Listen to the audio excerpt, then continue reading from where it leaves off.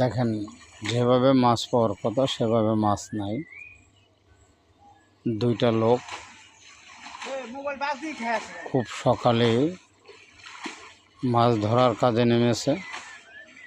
দেখেন কত বড় পুকুরটি, কিন্তু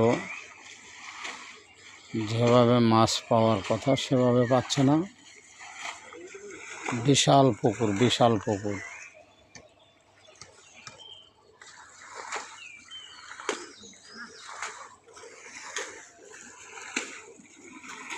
প্রায় 100 শতকের উপরে পুকুরটি।